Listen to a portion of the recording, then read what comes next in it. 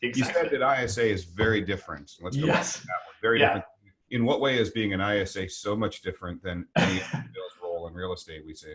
So I think the way I've learned to describe this is an ISA needs to have the hunger of an agent.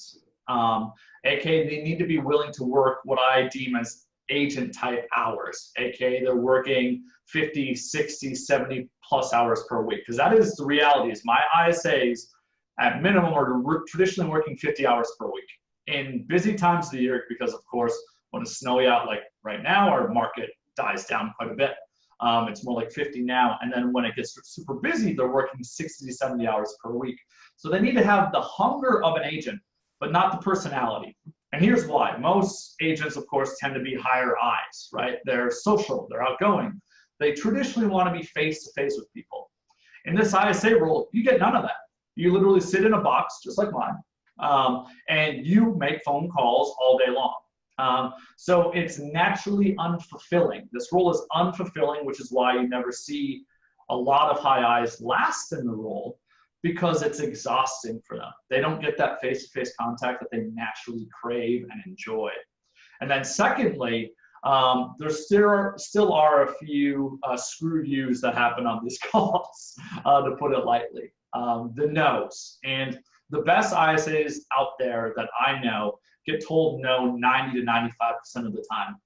And a high I naturally fears rejection a lot more than a lower I. It's a part, and obviously, Jay, you understand DISC more than most people.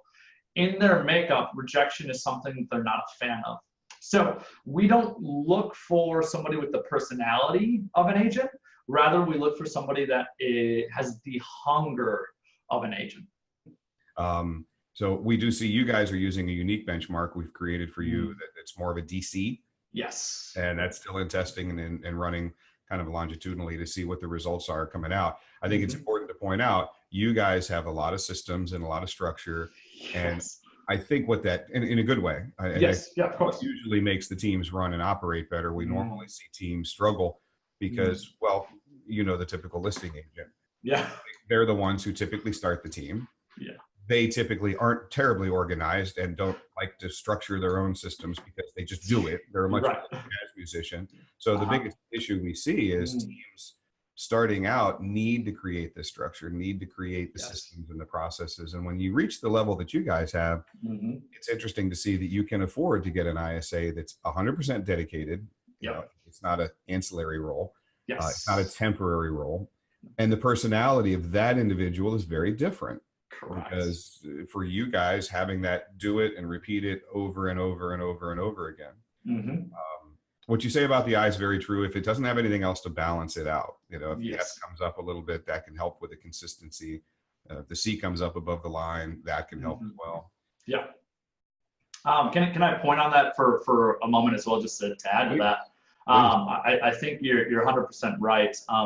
In our world, and maybe it's good for me to explain how I define ISAs. Basically, what ISAs do in our world is they take any company-generated opportunities and they take those leads and they nurture them until they're turned into an appointment.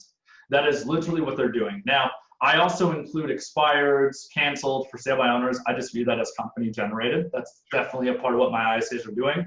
I just view that as a listing lead, frankly, because that's what it is. It's somebody that is further down on the funnel that needs to sell their home.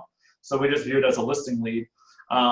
So my ISAs take all that company-generated business and they nurture it, follow up, stay in front of, communicate with, and take those people and nurture them until they're an appointment.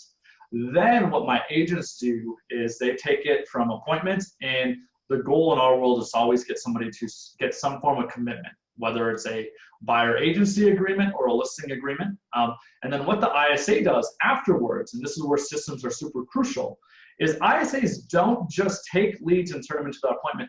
Now they keep eyes on things afterwards, because in our world, our ISA's income is really dependent on the commission when things close. Therefore, they have a natural stake in keeping eyes on all those appointments to make sure the agents are doing the things that we know lead to higher conversion. Staying in front of them, communicating with them, reminding people to show up for their appointments. So the system pieces are a lot of those little things, little check marks to make sure somebody knows to show up, and to make sure, frankly, that somebody doesn't slip through the cracks. So an ISA is a database ninja. They're reaching out, they're generating, converting, and then I kind of like to say as a joke, they're almost like Big Brother on all their appointments. They're making sure the agent doesn't let somebody go for 6 months without being spoken to. Because if the ISA does that, what happens is these really great opportunities that they teed up slip through the cracks.